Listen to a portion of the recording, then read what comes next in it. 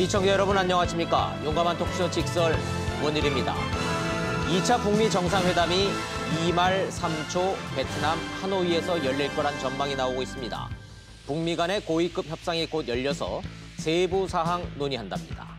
북한이 원하는 선 제재 완화, 미국이 원하는 선 비핵화 조치, 어떤 타협안이 마련될지 관건입니다.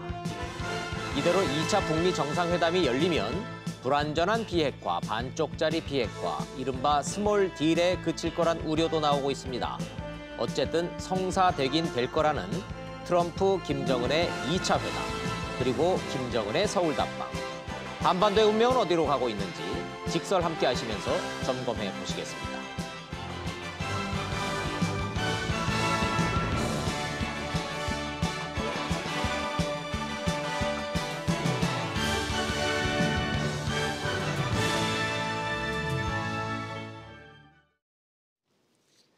함께 해주실 한반도 전문가 세 분 모셨습니다. 먼저 우석대학교의 전현준 교수님, 세종연구소의 홍현익 외교전략실장님, 협력안보연구원의 이인배 원장님 세 분 모셨습니다. 어서 오십시오. 안녕하십니까? 안녕하세요.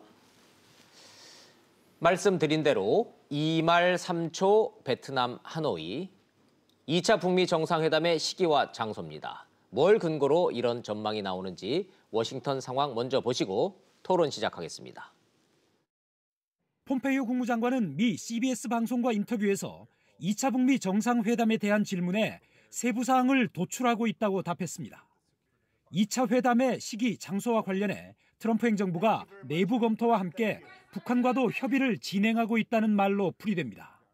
이를 확장하기 위한 고위급 회담은 이르면 폼페이오 장관의 중동 순방이 끝나는 이번 주 중에 뉴욕에서 이뤄질 것으로 전망됩니다. 작년 달에 온다는 거 캔슬됐잖아요. 그러니까 이번에 차례가 김영철이 뉴욕으로 오는 차례 같아요.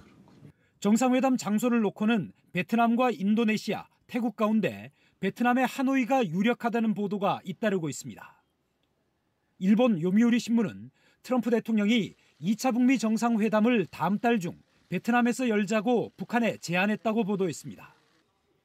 싱가포르 스트레이츠 타임즈도 2차 정상회담 개최 후보지가 베트남과 태국으로 압축됐다며 두 나라 모두 장소 제공 의사를 밝혔다고 전했습니다.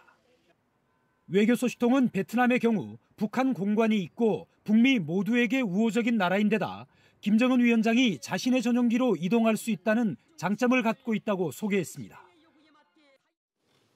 자, 본격적으로 들어가 보겠습니다. 2차 북미 정상회담 언제 어디서 열릴 것인가. 제가 모두에 말씀드렸던 것은 2말 3초 베트남 하노이 유력 이렇게 말씀을 드렸는데 정작 폼페이오 인터뷰 내용을 들어봤더니 폼페이오 입에서는 그 얘기가 나오진 않습니다. 왜 전문가들 그룹에서는 왜 이런 전망 나오는지 먼저 세 분한테 여쭤보도록 하죠. 전현주 교수님부터 제가 여쭤볼까요? 2말 3초 베트남 하노이는 뭐 누구 입에서도 나오지는 않았는데 일단 뉴욕 그 고위급 회담 일정은 조셉 윤 전 특별대표는 구체적으로 명기를 하네요. 전 교수님이 보시는 이 시나리오, 시점 어떻게 한번 그 달력을 한번 쭉 점검을 좀 해주시죠.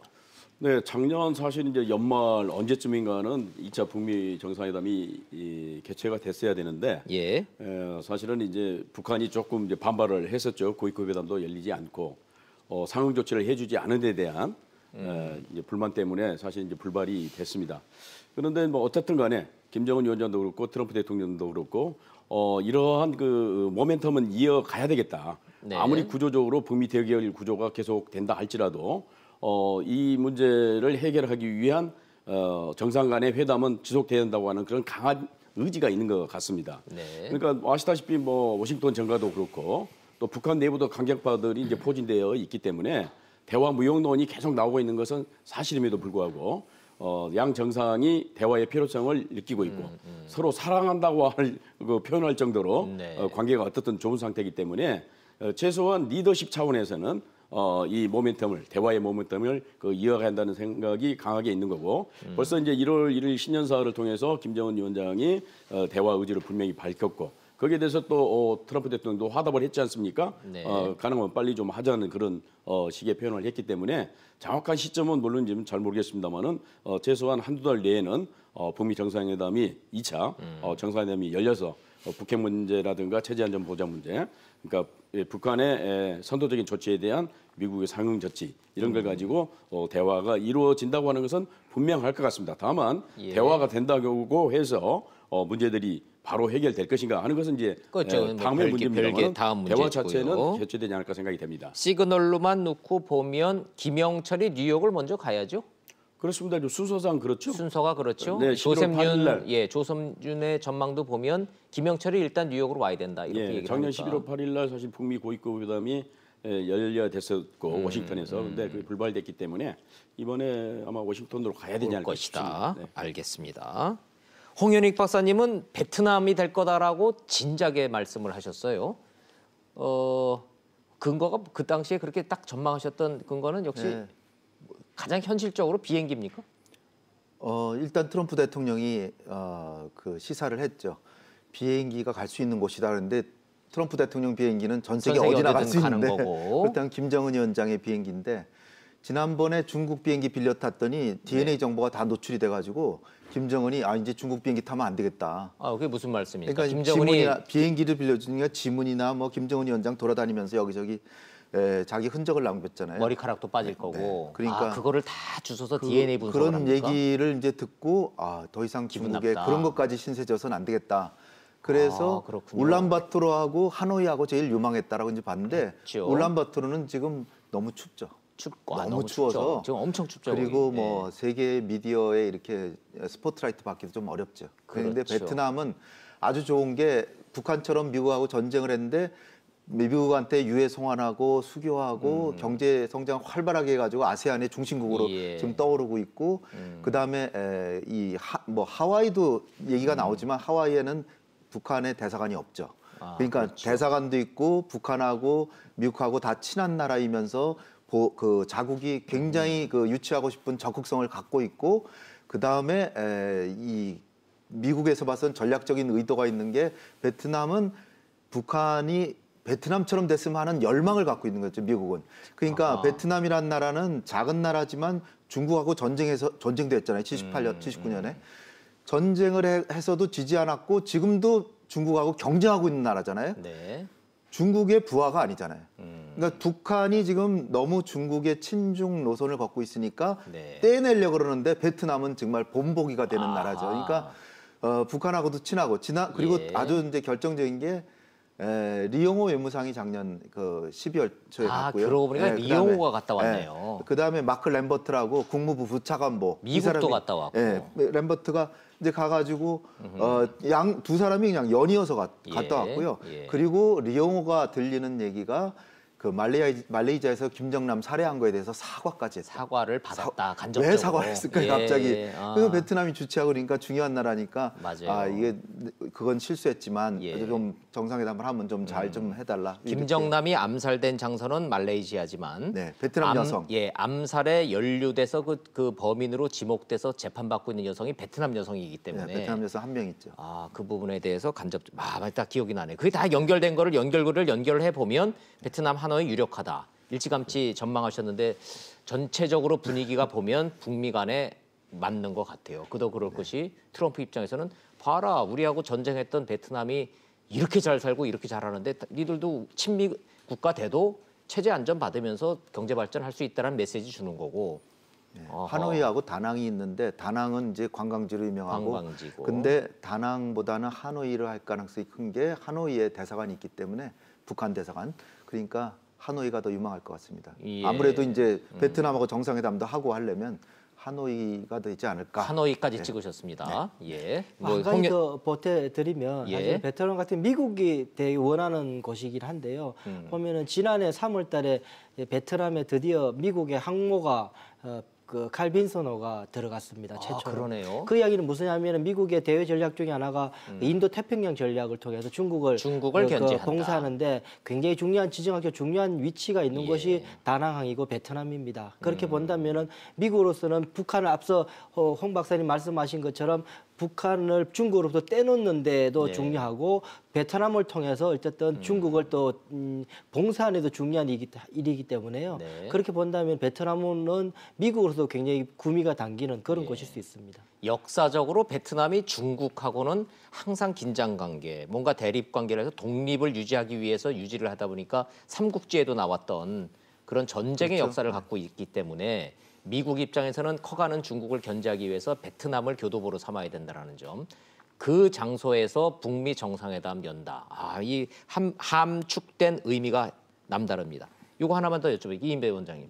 왜 2말 3초입니까? 전문가들이 찍는 날짜는? 사실 이제 원래 트럼프 대통령을 1월이나 2월이라고 예, 이야기했던 거죠. 그랬잖아요. 조금씩 밀려고 있었는데 지금 상황들이 계속 이제 셧다운이나 여러 가지 미국의 국내 정치 상황들이 어려워지고 있으니까 아하. 그런 상황 속에서 2말 3초 조금 더 뒤로 뭐 밀릴 수 있다라고 지금 보고 있는 건데 특별하게 그게 그럴 만한 지금 정황은 있지는 않고 그 중간 단계에 있어야 될 것이 이제 북미 고위급 회담이 있어야 되는데 고위급 회담이 하고 나서 한 달 후 정도 되면 가능한 시점인데 아직 고위급 회담이 특별하게 일정이 안 잡혀져 있으니 그것을 감안하면 빠르면 2월 말은 가능하지 않겠느냐라고 그 이제 이야기가 좀 나왔던 상황인데요. 지금 보면은 뭐 아직까지 이 정보 소스 자체가 정확하지 않아서 모르겠습니다만 김영철의 행보가 가장 중요하지 않을까. 네. 그 다음 수순으로 북미 정상회담이 이제 일정들이 잡히는 그런 수순이 갈 것 같은데요. 보면은 지난번에 이제 이 페이스 앤 더 네이션 거기에서 폼페오 국무장관 인터뷰를 한 10분 정도 하는 중에서 딱 한마디 그것만 했거든요. 네. 그냥 그 세부적인 것을 지금 그 논의하고 있다. 그거 예, 딱 예. 한마디만 했거든요. 그 북미 정상회담에 관해서 그 말을 느낌이 더 구구절절히 이야기 안 한 느낌이 뭔가가 있다는 느낌이 들 정도로 예, 자신감 있게 이야기해서 그냥 아무 뭐 하나만한 소리는 아니죠. 네. 세부 사항을 도출하고 있다라는 얘기는 논의를 상당 부분 물밑에서 해왔던 얘기라는 네. 얘기고 김영철이 뉴욕만 오면 세부 사항은 결정된다 이렇게 좀 해석은 하시는 것 같습니다. 조금 더 저는 오히려 땡겨질 수도 있다라고 이제 보는 게요. 사실 그 김정은이 이번에 중국 갔다 왔잖아요. 네. 작년에 중국을 3월 25일 날 갔는데 4월 27일 날 남북 정상회담 했고 한 달 며칠 예, 있다 예. 했고 5월 7일 날 다롄에 가서 시진핑 또 만났는데 또 돌아와서 6월 12일 날 정상회담 했거든요. 한 달 일주일 내에 큰 정상회담을 했어요. 두 번 다. 작년에 3번이나 갔어요. 네, 예. 그렇죠. 그건 이제 마지막은 이제 그 북미 정상회담 하고 나서 일주일 뒤에 간 거고. 맞아요. 그러면 시진핑을 만나고 한 달 조금 있다 정상회담이라면 지금 10일 날 끝났으니까 4달 중순이 될 수도 있고 두 번째는 지금 고위급 회담을 반드시 해야 된다 그러지만 지금 김정은 위원장은 고위급 회담 필요 없다. 예. 트럼프 대통령도 나도 뭐 내가 협상의 달인인데 내가 꼭 뭐 무슨 사전에 정해놓은 거 가서 사인만 하려면 무슨 정상회담이냐? 내가 직접 협상하겠다. 간판하겠다. 막 이런 근데 이제 미국의 전문가들이나 관료들이나 예. 전부 말리고 있죠. 그렇죠. 트럼프 대통령 말리고 있지만 트럼프 대통령으로서는 지금 미 의회가 개원이 돼가지고 하원이 이제 민주당이고 러시아 스캔들이 있고 막 그러니까 지금 뭐 굉장히 궁지에 몰려 있는데 뭔가 멋진 그 이벤트를 한번 하려면 자기가 직접 나서서 뭔가 했다. 그러네요. 근데 이제 뭐 거기서 이제 김정은 만나가지고서는 좋은 타결안이 안 나오면 역풍이 불 수도 있죠, 물론. 그렇죠. 그러나 트럼프와 김정은의 개인적인 속성을 보면 북미 고위급 회담만 이번 주말에 되면 2월 중순에도 가능하다. 그러니까 설 연휴 직후에도 북미 정상회담이 될 수도 있다. 네, 저는 예. 그렇게 일정을 그래서 저희가 전문가들이 일정에 집착하고 일정을 들여다보는 이유가 이런 이유 때문에 그렇습니다. 매우 중요한 거기 때문에 정 교수님하고 하나만 좀 더 여쭤보죠. 폼페이오는 중동 순방하고 지금 미국으로 돌아간 건가요? 미국 날짜로 15일 날 원래 예. 귀국하고 이번 주에는 귀국하기로 워싱턴에 되어 있는 있죠. 거죠? 우리 시간으로는 16일이 되겠습니다만은 근데 지금 보도에 의하면은 아마 어떤 그 그러니까 폼페이오 하여튼 뭐 친척인지 뭔지 상을 당해가지고 상을 당했다. 예, 하루 일정을 단축하고 귀국한다고 개인 일정이 있다. 예, 그렇게 지금 얘기를 하고 있기 때문에 어찌됐든 폼페이오는 미국으로 돌아간 그렇습니다. 상태고 그리고 이제 김영철이는 현재도 평양에 있는 평양에 거죠. 있습니다. 김영철이 움직이면은 전문가들 그룹에 노출이 되죠. 베이징에서 비행기표를 끊어야 되니까. 네, 그렇습니다. 당연히 노출이 되고 아마 뭐 발표도 하지 않을까 싶습니다. 고위급 회담을 언제 한다든가 이런 것은 최소한 국무부에서는 발표가 있을 것 같고 그다음에 이제 아까 세부 사항을 논의 중이다고 그랬는데 그 세부 사항에 중요한 게 의제가 지금 문제일 걸로 생각이 됩니다. 그러니까 그 질문을 제가 좀 드리려고 했는데 2차 정상회담은 하는데 하긴 하는데 그러나 덥석 아까 이제 홍 박사님께서는 뭐 그냥 정말 탑다운식으로 그냥 일단 만나자. 일단 만나서 보자. 무슨 세부 사항 조율하고 할 필요가 있느냐 그래서 빨라질 가능성도 있다고 말씀을 하셨는데 이제 반대도 가능하다고 생각합니다. 그러니까 정 교수님은 정반대로 지금 전망하시는 모양입니다. 위험 부담이 있거든요. 트럼프 대통령이 물론 2차 정상회담을 성공적으로 끝내서 북한이 정말 좀 더 진전된 그러한 그 비핵화 조치를 해주면은 트럼프로서는 성공이지만 그렇지 않고 거기서 뭔가 좀 잘못되게 되면은 오히려 또 정치적 부담이 있지 않겠습니까? 따라서 사전 조율을 이번에는 좀 타이트하게, 그러니까 1차 정상회담보다는 훨씬 더 타이트하게 할 가능성이 있다고 생각이 되거든요.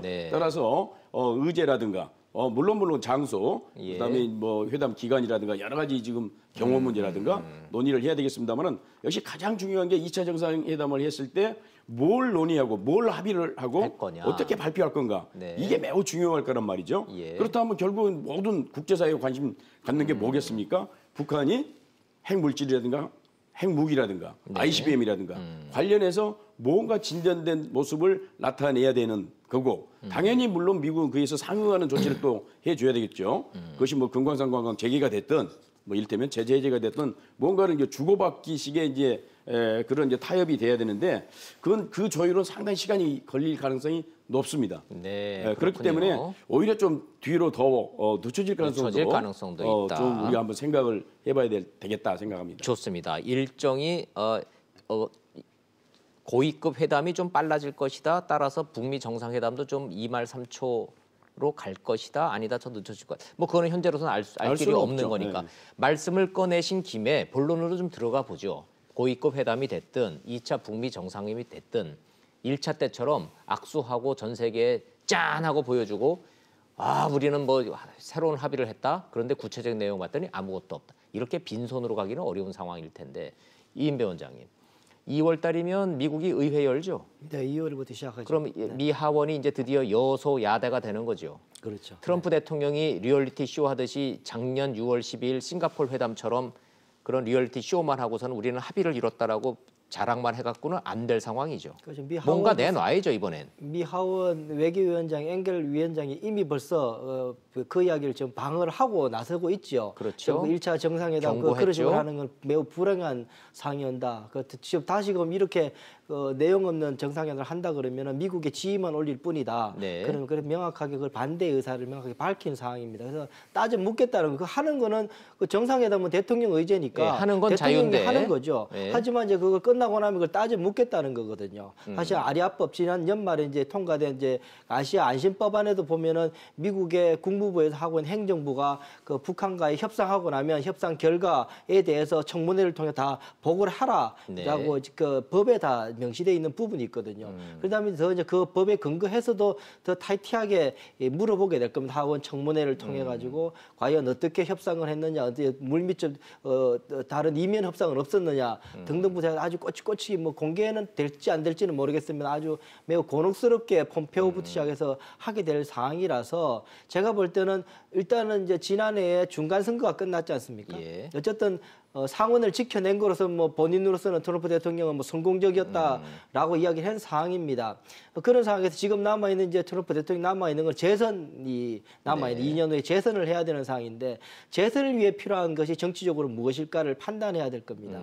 재선을 위해서 필요한 것이 당장 이 국내적인 그 탄핵 문제, 그 러시아 스캔들이나 이런 것들을 모면하기 위한 셧다운이든 이거 여러 가지 모면하기 위한 어떤 정치 이벤트가 중요할지 아니면 장기적으로 성과를 가지고 재선으로 나아갈지 정무적인 판단을 해야 될 겁니다. 자, 그렇다면 저는 성과를 내는 쪽에 배팅을 하는 게 맞다라는 생각이 듭니다. 그 지금 미 하원의 구조를 보게 된다면 그렇다면은 쉽게 미북 정상회담을 통해서 그냥 내용 없는 것을 내놓기는 어렵지 않겠는가라는 게 제 생각이고 그래서 저는 아직도 북미 정상회담이 아주 급박하게 이루어질 것인가에 대해서 저는 조금 유보적입니다. 일단 저 고위급 회담이 언제 이루어질지는 모르겠습니다만 그거 이후에 될 것 같은데 어쨌든 저는 아직까지는 조금 더 유보적인 그런 상황입니다. 우리가 국내에서 남한 쪽에서 보는 것처럼 북미 2차 정상회담이 열리는 거는 환영할 만한 일이지만 그 이후에 후폭풍을 생각해보면 뭔가 있어야 되는데 그게 안개 속이라 잘 안 보인다는 말씀.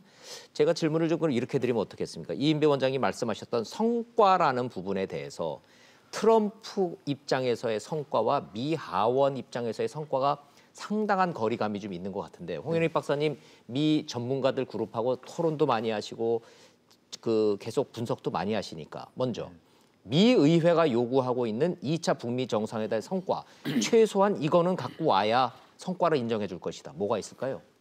제일 바라는 거는 그 북한의 핵시설 전모를 알고 싶다는 거죠. 신고를 해야 된다는데 예. 이미 그건 트럼프 행정부가 작년 12월경에 그 볼튼 보좌관이 꼭 신고를 요구하지는 않겠다. 네. 벌써 바뀐 거예요. 이게 작년 6월에 북미 정상회담 직전에 존 볼튼 보좌관이 뭐 장거리 미사일은 물론이고 예. 한 3분의 1이나 최소한 몇 개의 미사일을 미국으로 가져가고 그 뭐 오크리지라고 또 아주 지명까지 얘기하면서 거기다가 중거리 단거리 미사일 포기해야 되고 화생방문 포기해야 되고 인권 문제도 거론하겠다.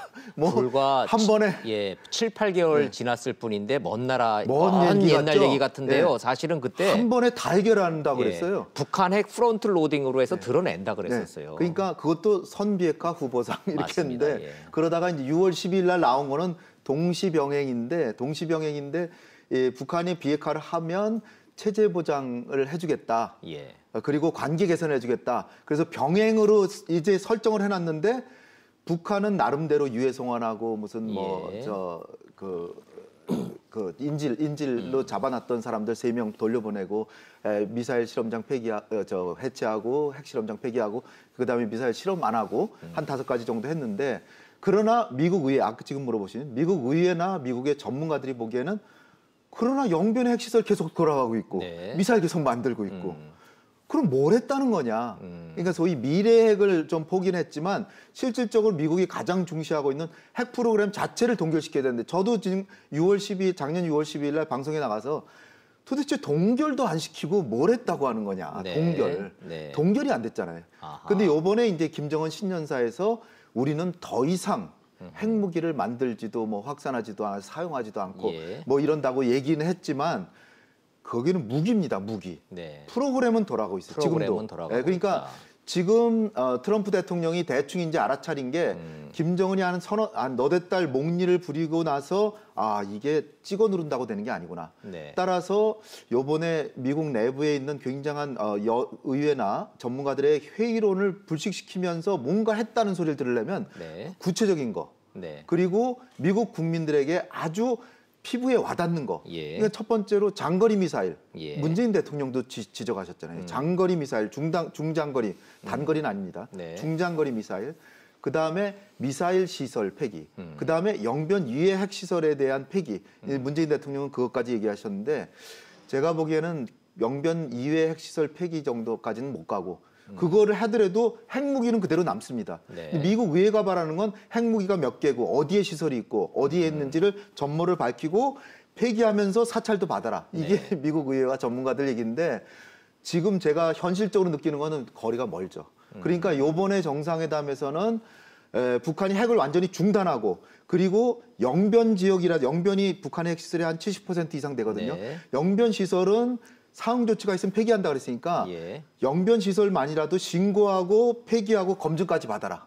그렇게 확실하게. 그다음에 장거리 미사일, 미국을 네. 겨냥하는 장거리 미사일. 그것만 묶어주면 개성공단과 금강산 관광 재개는 해준다. 예. 그 트럼프 대통령은 우리는 돈 한 푼 안 줬다. 단지 남북 경협만 인정해 줬을 뿐이다. 이 정도로 좀 바꾸지 않을까. 그리고 연락대표부 설치를 위한 협의를 시작한다. 네. 그 정도면은 그 가시적이면서도 미국한테도 성과가 있다. 그 정도가 되는 거고요.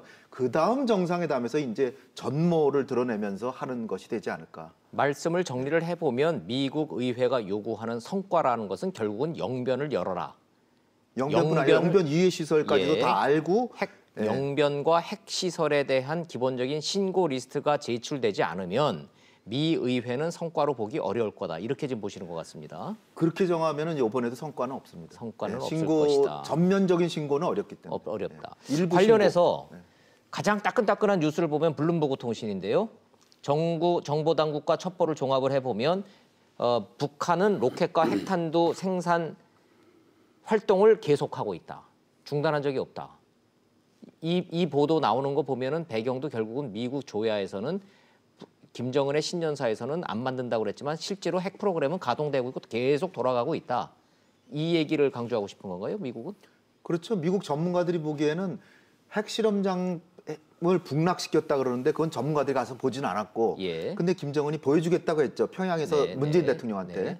그다음에 장거리 미사일 발사대를 해체하는 모습을 좀 보이다가 중단했는데 이거는 미국한테 인센티브가 될 수 있지만 그러나 이걸 의혹을 갖는 사람들은 야 이동식 미사일 발사대가 100개가 넘는데 네. 이동식 미사일 발사대에서도 미국을 쏠 수 있는데 고정 발사대 하나 좀 해체하다 마는 게 뭐 그렇게 인센티브냐 이렇게 보는 거죠. 그런 예. 시각에서 보면 아직도 미사일 공장들은 돌아가고 있으니까 있고. 이건 우리 속는 거다. 예. 너무 지금 평화가 왔다고 환상에 사로잡히면 안 된다라는 게 미국의 그 매스컴이나 전문가들의 의견인 거죠. 북미 정상회담이 열린다, 어디에서 열린다를 말하고 있는 이 마당에 북한의 핵 프로그램이 계속 돌아가고 있다라는 이 의심, 원론적인 문제지만 홍 박사님이 지적을 해주셨으니까 두 분한테도 좀 여쭤봐야 되겠습니다. 어느 분, 전 교수님, 지금 미국에서 나오고 있는 이런 보도들, 전문가 그룹들의 우려, 의회의 의심, 이 상황에서의 북미 정상회담 추진 어떻게 보십니까? 북한의 김정은 신년사에 녹아들고 있는 비핵화 의지는 역시 말뿐으로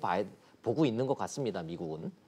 그러니까 뭐 트럼프 대통령을 제외한 대부분의 사람들, 북한의 미국의 의회가 됐든 언론이 됐든 전문가 그룹이 됐든 기업이 됐든 일단 북한은 믿지 않는 거죠. 트럼프를 제외한 모든 전문가 그룹은 김정은을 믿지 않는다. 예, 믿지 않고 대화 무용론, 예. 대화해봐야 소용없는 거고 따라서 이번에 2차 북미 정상회담이 이루어져서 뭔가 나와도 그걸 무슨 뭐 진전이라고 평가 안 할 겁니다.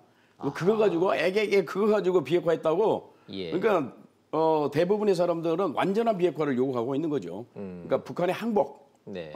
항복 모든 걸 다 신고하고 검증받고 폐기하겠다고 하는 것을 이번에 2차 정상회담에서 선언하지 않는 한 그 사람들은 이걸 뭐 진전이 됐다 성과가 있다 그렇게 평가 안 할 겁니다. 것이다. 그리고 예. 어차피 이제 2차 정상회담이 되면 뭐가 됐든 북한이 뭐 영변 핵시설을 뭐 파기를 하든 또 일부 핵시설을 파기하고 ICBM 몇 개를 뭐 파기하겠다고 설사 그걸 선언한다 할지라도 미국 의회는 강력하게 대북 제재 해제는 반대하는 이런 또 모습으로 나올 겁니다. 그러니까 그거 따라가다가는 아무것도 할 수 없어요. 따라서 리더라고 하는 것은 상황이랄까요, 역사를 새로 만드는 게 리더거든요.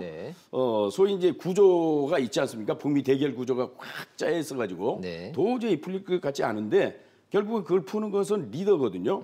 예, 미중 정상회담도 마찬가지고. 그러니까 미국이 역사적으로 전략적인 그 어떤 결단을 할 때 일본 천황폐 체제를 소위 천황 체제를 인정하는 것부터 시작해서 모든 그 전략적 결단은 어차피 대통령이 하는 겁니다. 그것으로 인해서 뭐 비난을 받든 재선이 안 되든 상관없습니다. 어떻든 트럼프 대통령이 이번에 전략적 결단을 해서 일정 정도 북핵 폐기를 하고 그에 상응한 조치를 해주지 않는다고 한다면 계속해서 이 문제는 꼬이고 아무것도 되지 않는 그런 상태로 갈 겁니다. 따라서 미국의 어떤 그런 여론과 상관없이 트럼프 대통령은 자기 갈 길을 가야 된다. 갈 것이다. 그렇게 봅니다. 갈 것이다. 예. 자, 미국 조야 언론의 반응 결코 호의적이지 않은데 트럼프만이 지금 밀고 나갈 그럴 힘을 갖고 있는 사람이고 유일하게 이 문제를 해결하려고 든다라는 평가. 이 원장님 어떻게 평가하십니까? 전 교수님께서 미국 입장을 말씀해 주셨다면 저는 북한 입장을 조금 이야기를 해보고 싶은데요. 그것도 궁금합니다. 제가 볼 때는 김정은 위원장이 신년사에서 이야기한 것처럼 만들지도 않고 사용하지도 않고 전파하지도 않겠다라고 이야기를 했지 않습니까?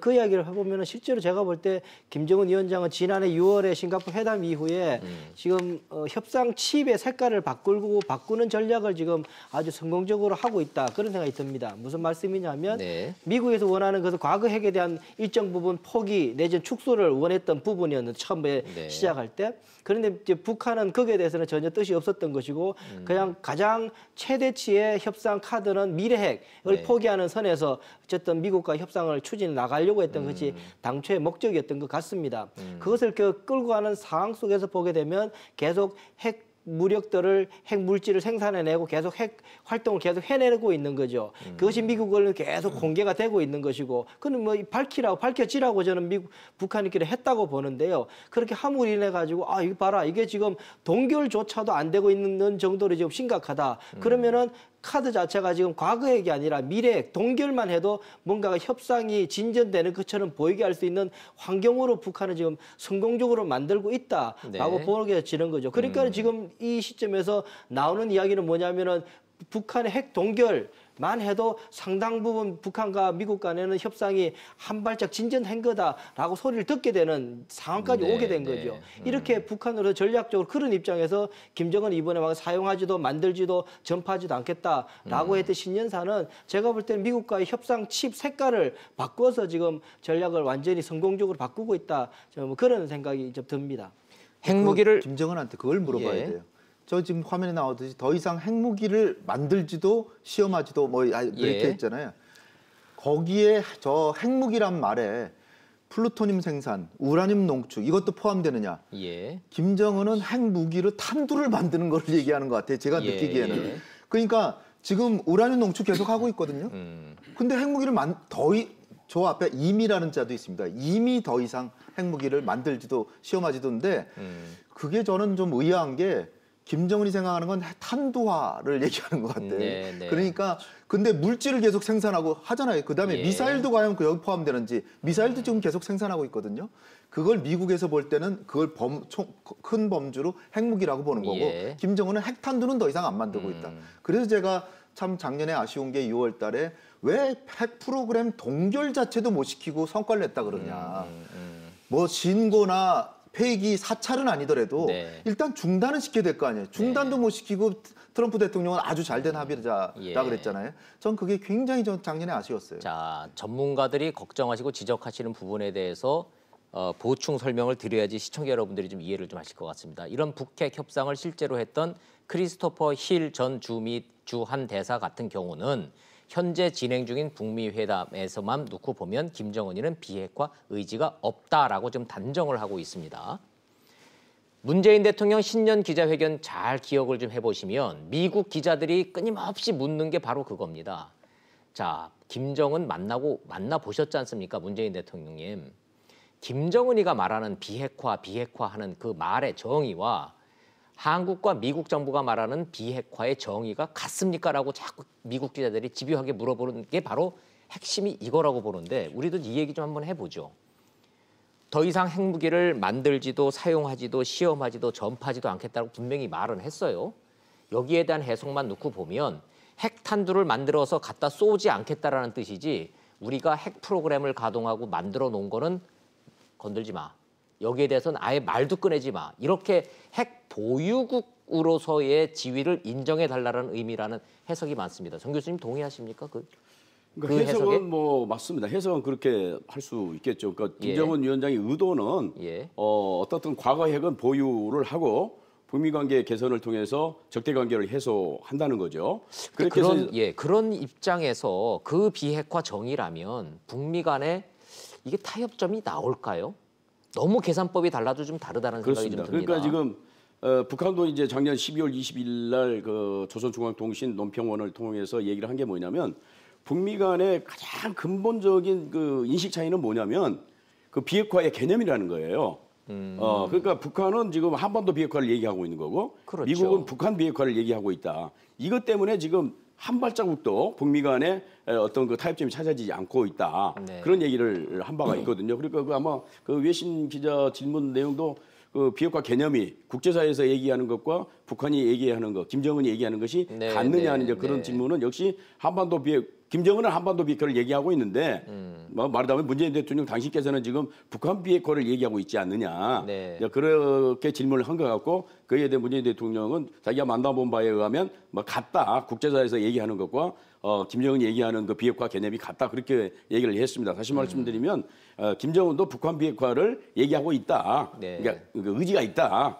그렇게 지금 설명을 하신 거거든요. 아니 문재인 그러나- 대통령 입장에서야 아니, 김정은을 글쎄요, 그러니까. 유도를 해야 되니까 비핵화를 유도를 해야 되니까 말씀은 그렇게 아니, 해야 글쎄요. 되겠지만 예, 근데 분명한 것은 북한은 한반도 비핵화입니다. 네. 중국도 그렇고. 아. 예, 그래서 앞으로 지금 그러면 이제 북미 간의 회담이 잘 돼서 예. 결국은 북한이 요구할 수 있는 새로운 길은 뭐냐? 결국은 한반도 비핵화를 위한 일테면은 핵 감축 협상이라든가 뭐 이런 식으로 나가지 않겠느냐는 게 또 일부 전문가들의 전망이거든요. 네. 그렇기 때문에 인식 차이가 분명히 있습니다.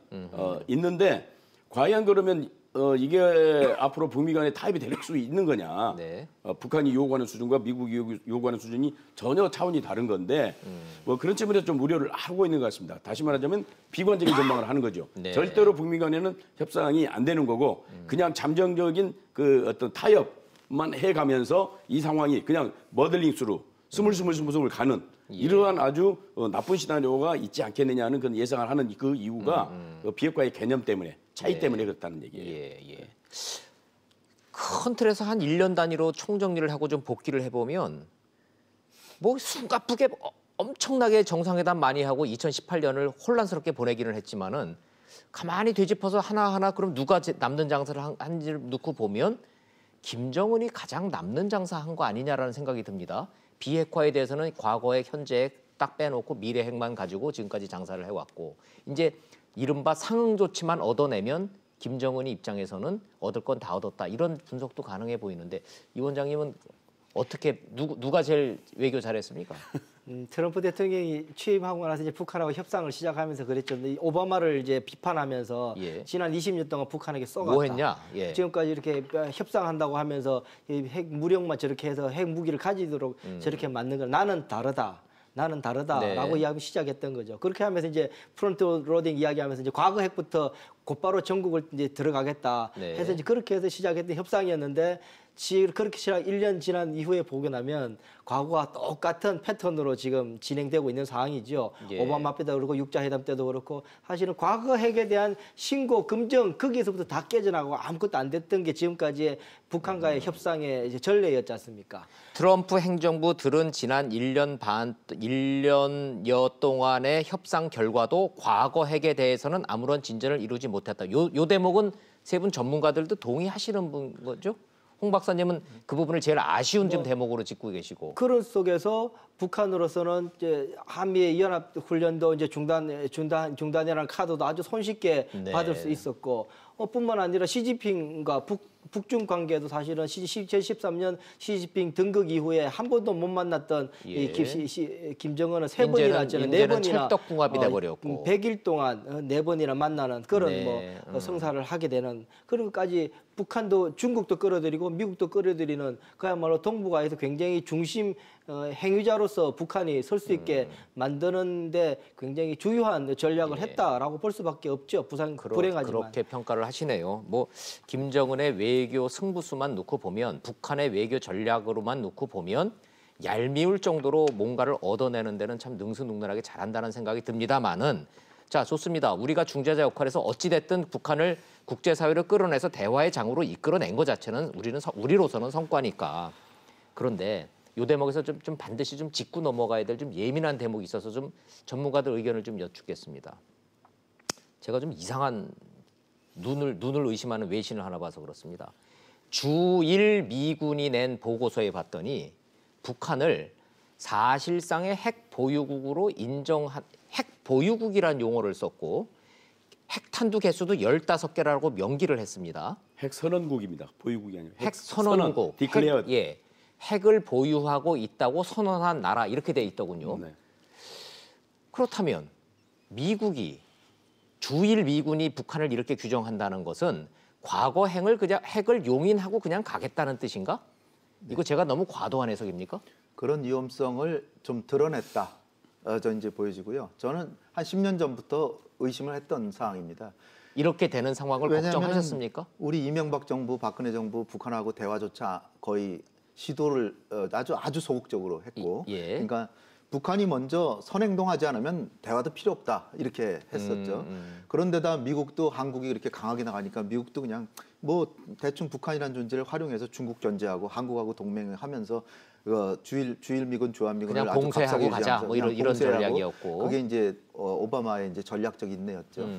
그런 상황에서 제가 그 당시에 바라보기에는 이게 언젠가는 북한이 사실상 핵을 가져버릴 때 네. 미국은 협상도 안 했고 그런 상황에서 자칫 가만 놔두면 그 엄청나게 핵 보유량이 점점 늘어나는데 이거를 자기만 갖고 있는 게 아니라 미국이 제일 두려워하는 알카에다나 IS나 아니면 불리한 국가들한테 전파를 한다. 먹고 살기 힘드니까 이거는 감당할 수가 없는 거예요. 왜냐하면 미사일 한두 개 수출하는 거하고는 가격이 다르잖아요. 그렇죠. 이건 미국이 핵 테러를 맞을 수도 있기 때문에 그래서 미국은 언젠가는 북한하고 타협할 수밖에 없는 그 시간이 정해져 있는데 협상도 안 하고 있다, 그죠? 오바마 행정부 때, 박근혜 정부, 이명박 정부. 이거는 정말 무책임하다고 좀 봤고요. 그래서 결국 어느 순간이 되면 미국은 결단하고 북한하고 테이블에 앉아서 그래, 너 지금까지 뭐 핵무기 한 30개 개발했는데 그거는 내 인정해 주겠다. 더 이상 더 추가로 만들지 말고 그것만 가지면 너 억지력은 충분하니까 추가로 만들지 말고 확산을 안 한다는 조건으로 더 이상 그 큰 제재를 하진 않겠다. 그러니까 이건 공인해 주는 게 아닙니다. 묵인이라 그러죠. 그냥 큰 문제 삼지는 않겠다. 이를테면 지금 이스라엘도 핵무기 한 200개 갖고 있어요. 문제 삼지 않잖아요, 전 세계가. 사실상 핵 보유국 선언국으로 돼 있지만 아무도 거기에 대해서 NCND죠. 그렇죠. 핵 보유국으로 인정은 안 하지만 누가 봐도 다 핵 보유국이죠. 핵 갖고 있는 것, 하늘이 알고 땅이 알고 다 알죠. 그 조건이 더 이상 생산하지 않고 확산을 안 한다. 근데 지금 나온 거는 주일 미군입니다. 이건 국방부의 군인들이에요. 군인들로서는 실제로 북한이 지금 갖고 있다라고 보는데 안 갖고 있다라고 한다는 거는 이거는 대비가 안 되죠. 그러니까 사실상 갖고 있다라고 보고 최악을 대비한다 이렇게 보면 되는 거예요. 그러나 축소해서 해석하면은 이제 군인이니까 군에서는 그렇게 보는 게 당연한 건데. 그러나 이게 군에서 이렇게 보기 시작했다고 하는 거를 드러냈을 때는 나중에는 미국 공식적으로도 그러나 공인해 주는 건 아니고 묵인해 주면서 확산을 방지하는 약속을 받을 수 있다는 거죠. 그런 게 이제 위험성인데 트럼프 대통령은 특히 동맹을 중시하지도 않기 때문에 저는 북한하고는 언제든 트럼프 대통령 같으면 타협할 수 있다. 그러면서 이제 왜 그렇게 북한을 사실상 핵보유국으로 묵인했냐 그러면 지금 최악의 경우를 맞을 수도 있는데 특하면 3차 대전 얘기하잖아요. 3차 대전을 막기 위해서 내가 결단을 해가지고 정말 다른 사람들 협상 안 하는 걸 내가 해가지고 이 정도로 막아놨는데 무슨 소리냐 이렇게 얘기하면서 할 수가 있는 분이에요. 트럼프 대통령. 그러니까 우리로서는 거기에 상당히 대비를 해야 될 겁니다. 그렇죠. 근데 아무리 군에서 그렇게 본다 그래도 미국은 북한이 핵을 보유하거나 핵 보유를 선언하는 것 자체는 아예 원천적으로 그거는 있을 수 없는 일이라고 해왔던 나라이기 때문에 주일 미군이 그것도 공개적인 자료에 저렇게 핵 보유 선언국 15개 보유 이거를 공개했다라는 거는 야 이거는 괜찮은 건가 이런 의심은 여전히 갑니다. 전 여전히 그 의구심이 해소가 되지 않습니다. 질문을 드리면서도 조금 나눠서 좀 생각해 볼 필요가 있습니다. 무슨 말씀인가 하냐면은 국방 전략 차원에서의 북한을 보는 인식과 외교 안보 협상 전략 차원에서 북한을 어떻게 다룰 것인가에 대한 지위를 어떻게 둘 것인가를 좀 분리해서 봐야 될 것 같은데요. 이거는 군의 국방 당국으로 봤을 때는 최악의 경우를 상정한 안보 전략을 구축해야 되기 때문에 북한을 그냥 그냥 그 현실을 외면할 수 없는 거죠. 가장 최악의 상황을 상정해서 북한이 핵을 가지고 있다고 상정하는 그런 속에서 안보 전략을 짠다는 차원에서 저는 그 해석을 하면 된다라고 생각이 들고 그럼에도 불구하고 외교 협상 차원에서 북한을 핵 보유국 내지는 핵 보유 선언국으로 인정을 해서 협상하지는 않을 겁니다. 미국이. 그거는 다른 차원. 그러면 핵 군축 협상을 해야 되기 때문에 미국은 받아들일 수 없는 대상이 되기 때문에요. 그렇게 하지는 않을 거고 외교 협상 차원에서는 여전히 핵 위협국이긴 하지만 그런 차원에서 협상을 하게 될 거고 안보 전략 차원에서는 당연히 핵을 가지고 있다라는 전제하에서 동북아 안보 전략을 어떻게 짤 것인가를 고민해야 되는 상황이기 때문에요. 그렇게 봐야 되지 않겠나 싶습니다. 그러나 북한 입장에서 뒤집어서 생각해 보면 아니 뭐 니들도 미국도 인정했듯이 우리도 핵 보유국, 미국도 핵 보유국. 지금 우리가 하는 협상은 비핵화 협상이 아니라 핵 군축 협상이야. 이렇게 이제 규정하고 나올 가능성도 배제할 수는 없죠. 또. 그렇죠. 이제 북한이 노리는 거는 그거고 이제 미국은 일단 애써 그것도 그렇게 말려들지 있죠. 않으려고 이제 협상은 그렇게 안 하려고 그럴 거고요. 역으로 약간의 긍정적인 효과도 조금은 있는 게 있습니까? 그게 뭐냐면은 주일 미군이 북한이 핵이 없다라고 만약 간주를 하면 그러네요. 언제든지 수시로 그냥 선제 공격도 할 수 있잖아요. 근데 핵을 갖고 있으니까 거기에 상황에서 굉장히 신중한 행동을 할 거라는 거죠. 그러니까 이게 꼭 아주 부정적인 것만은 아닙니다. 부정적인 그러나 외교적으로는 이걸 타결해서 없애야 되지만 그런 목표로 가지만 그러나 군에서는 갖고 있다라고 봐야지 실제로 갖고 있는데 없다라고 생각해서 간주해서 했는데 실제로 갖고 있어서 핵장난을 하면 정말로 위험하죠. 시간이 많지가 않아서 정 교수님 좀 그 예민하지만 직설적인 질문을 좀 드리지 않을 수가. 직설이죠. 예, 프로가. 직설이니까. 예, 예. 네. 이게 대통령들도 인식과 발언의 차이가 많다라고 느낀 것이 과거 이명박 대통령 시절에 워싱턴에 오셨는데 저희가 질문을 했거든요. 북한핵에 대해서 북한은 사실상 핵을 가지고 있는 나라로 이제 봐야 되지 않습니까? 얘기를 했다가 그거 주워 담느라고 난리가 났던 비하인드 스토리가 있습니다. 마찬가지로 미국도 지금 아무리 어쩌고 저쩌고 그래도 현실적인 타협을 하다 보면 그래 미국으로 쏴 날르는 ICBM 정도 포기해주면 갖고 있는 핵 용인해주고 경제제재 해제해주는 상응 조치로 각계로 이른바 반쪽짜리 협상, 불완전한 비핵화 타협 이렇게 갈 가능성이 있습니까 없습니까? 걱정이 많습니다 거기에 대해서. 물론 김정은 위원장은 그걸 노리고 있죠. 아, 김정은은 그 수를 노리고 있는 과거 겁니까? 핵을 보유하고 예. 그다음에 북미 대결 구조를 해소함으로써 파키스탄식으로 가려는 게 김정은의 의도라고 저는 봅니다. 왜냐하면 안보가 너무너무 중요하지 않습니까? 북한도. 예. 그렇기 때문에 안보를 위해서는 이 보검인, 만능의 보검인 핵을 포기할 수 없죠. 김정은 위원장으로서는. 네. 근데 이제 미국은 좀 다르지 않을까 싶어요. 뭐 설사 미국은 그 협상의 유혹을 느끼지 않을까요? 그러면 재앙이죠. 아마 재앙일까요? 그렇다면 NPT 체제가 완전히 파괴되면서 네. 한국도 이제 핵무기 가져야 된다. 일본도 핵 개발하겠다. 이런 식으로 가는 핵 도민 현상이 일어나지 않겠습니까? 그걸 막을 길이 없죠. 이론적으로는 네. 가능한 시나리오지만 미국 트럼프 대통령이 그거를 선택할 가능성은 낮다고 보시는군요. 그러니까 김정은 의도는 그러겠지만 트럼프 대통령은 어떻게 해서든지 최소한 자기 때에는 예. 이것을 용인했다는 그런 소리는 듣고 싶지 않을 거예요. 아하, 그렇다고 해서 해결되지는 않겠죠. 예. 트럼프 대통령 임기 동안에 북핵 문제가 해결된다? 저는 불가능하다고 봅니다. 예. 그러니까 북미 대결 구조가 완전히 해소돼서 정말 친구가 되지 않는 한 북한과 미국이 형제간처럼 그런 혈맹이 되지 않는 한은 미국이 북한의 핵을 용인할 이유가 하나도 없고 전략적 예, 가치도 예. 없는 거란 말이죠. 따라서 아니, 트럼프 괜히 대통령은 여쭤보는 게 아니라 트럼프 대통령이 요새 기회만 나면 기자들한테 큰 목소리로 그 쉬운 초등학교 용어로 뭐 미사일 테스트 더 이상 안 하고 있고 핵실험 안 하고 있어. 내가 지금 이렇게 잘 하고 있다라고 자꾸 그러는 걸로 봐서는 아무리 뜯어봐도 전문가들은 된 게 없다 하는데 트럼프 대통령은 내가 엄청난 걸 해놨다고 자랑을 하는 걸 자꾸 듣다 보니 그러니까 이제 반쪽짜리 작년 상황을 타결을 비교했을 때 보면 핵실험이 계속됐었고 미사일 실험이 계속됐었는데 현재 1년 동안은 거의 없었기 때문에 그 자체를 이제 성과를 보는 거고 예. 다만 핵폐기라고 하는 것은 미국의 그 국가 이익과 직결된 건데 이것을 폐기하지 않고 용인을 한다? 그건 미국의 어느 누구도 용인하지 않을 걸로 생각이 됩니다. 예, 정 그 교수님 워싱턴 내에도 사실은 비확산파가 있어서 사실은 예. 확산만 되지 않으면 조금 거기에 대해서 이 협상이 가능하다고 보는 그 전문가들이 꽤 많이 있죠. 그런데 다행스럽게 그럼에도 불구하고 지금까지 좀 안정적이었던 그게 국무부든 백악관 내에서는 그런 비확산 그룹의 그런 인식을 가지고 있는 사람들이 없었습니다. 뭐 매티스도 그렇고 볼턴도 그렇고 이런 인물들이 있었기 때문에 북한의 핵 포기 쪽으로 굉장히 그 중점을 맞춰서 갔던 게 사실인데요. 네. 아시다시피 매티스가 물러나고 볼턴도 지금 전혀 지금 이번에 협상 지금 며칠 동안 쏙 들어갔어요. 아무 예. 지금 볼 수가 없습니다. 언론에 나오지 예. 않고 있지 않습니까?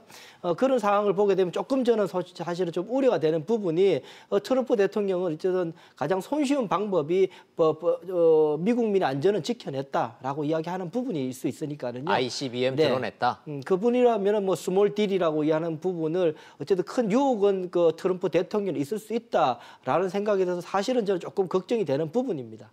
그 대목을 걱정하시는군요. 이렇게 보시면 될 것 같아요. 요번에 이제 2월 말까지 뭐 북미 정상회담이 된다. 그럼 뭐가 나올 것이냐? 예. 결국은 영변핵 시설의 전면 폐기를 문재인 대통령한테 약속을 했기 때문에 그러나 상응 조치가 필요하다 그랬잖아요. 네. 상응 조치로서 개성공단이나 금강산강 그러니까 남북 경협의 일부 면제 조치를 해주면서 또 연락대표부 설치를 위한 협상을 시작한다. 네. 그 정도를 해주면서 북한에게는 영변핵 시설 그 부분만, 그러니까 핵무기는 아니더라도 핵무기는 따로 있잖아요. 네. 영변핵 시설 그거만은 신고하고 그 다음에 폐기하고 검증까지 받는다. 네. 싹 도려내는 거죠. 카테고리를 그냥 제거한다는 거죠. 영변 카테고리. 그러면 언론은 네. 동결됐다라고 거기다가, 평가해 줄까요? 거기다가 이제 플러스로 ICBM.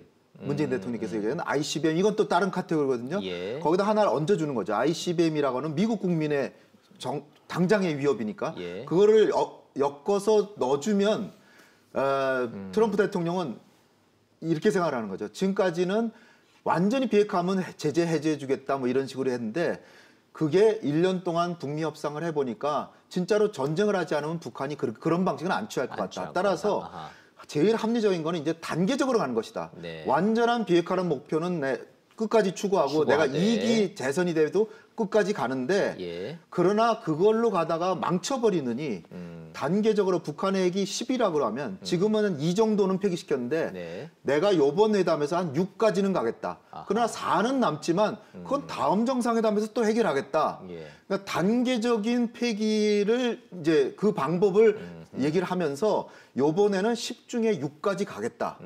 그러면 설득이 된다는 거죠. 예. 근데 저는 그게 회담 안 하고 그냥 내두는 것 또는 예. 회담을 망치는 것보다 훨씬 낫다고 보는 거죠. 원샷 빅딜은 말은 맞지만 희망사항이지만 현실적으로 불가능하니 트럼프도 결국은 단계별로 가는 현실적인 방안을 선택하지 않을 수밖에 없을 것이다. 근데 저도 그렇게 가야 된다고 생각합니다. 당위론적으로. 예. 근데 과연 미국이 그렇게 해줄 건가? 미국은 지금 선핵 폐기 후 제재 해제, 뭐 예. 체제 안전 보장이지 않습니까? 네. 북한은 당연히 단계별 동시 행동의 원칙이고, 근데 미국이 그걸 지금 받아들였다. 단계별 동시 행동의 원칙을 이건 아주 경천동지할 일입니다. 난리가 났습니다. 미국 조야에서. 조야에서. 네, 또 이제 완전히 김정은 손아귀에 놀았다. 예. 근데 과연 트럼프 대통령이 그렇게 할 건가? 저는 좀 의문입니다. 예, 그러나 10월달에 폼페오 국무장관이 그 평양을 방문했을 때 김정은 위원장이 그랬죠. 그 핵 신고 일부라도 해라. 그러면 어쨌든 협상을 할 수 있다라고 했던 부분이 있었기 때문에 그건 벌써 북한 네. 쪽에다가 미국의 미국 입장이 전달된 부분이기 때문에 충분히 저는 그 영변 핵시설에 대한 신고 사찰 정도로 하면은 미국에서 트럼프 정부가 받을 가능성이 있다. 물론 이제 그 의회에서는 거기에 대해 반발이 있을 것 같기는 합니다만 충분히 그런 협상 폼에서는 가능하다라는 생각이 듭니다.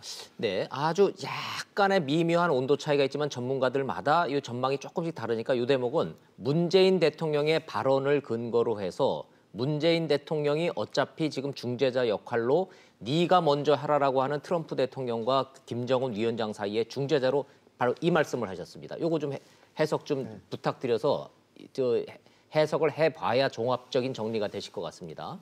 북한이 ICBM 폐기나 미사일 생산 라인, 다른 핵단지들의 폐기 등을 통해 미국의 상응 조치가 이루어질 수 있다. 이렇게 말씀하셨어요. 요 내용과 지금 전문가들끼리 약간의 온도 차이가 있는 이 단계별 트럼프 대통령의 선택. 자, 좀 이거 좀 조합을 좀 이렇게 해주시죠, 홍 박사님. 문 대통령께서 저 말씀하신 거를 우리 언론은 그렇게 크게 안 봤는데, 야 여기 프로에서 이걸 저는 저 제일 중요한 말씀이라고 생각하거든요. 제가 보기에는 네. 문재인 대통령이 신년 기자회견할 때 가장 하시고 싶은 얘기는 저 말씀 아니었을까요? 저게 제일 중요하고도 중요한 얘기거든요. 그러니까 영변의 핵시설 폐기를 상응 조치만 있으면 그거 한다고까지 갔잖아요. 예. 남은 게 뭐냐? 저기서 딱 하나 빠진 건 핵무기만 빼놓고는 다 들어간 거예요. ICBM, 예. ICBM과 IRBM, 그러니까 중거리 장거리 미사일 폐기, 네네. 그다음에 미사일 생산 라인, 예. 프로그램 자체, 그다음에 영변 이외에 다른 핵시설, 그러니까 그거는 숨겨놓은 핵시설을 얘기하고 폐기하라는 거예요. 그럼 그러니까 문 대통령이 말씀하신 다른 핵 단지들이라는 말은 영변 이외의 이외에 단지입니다. 예.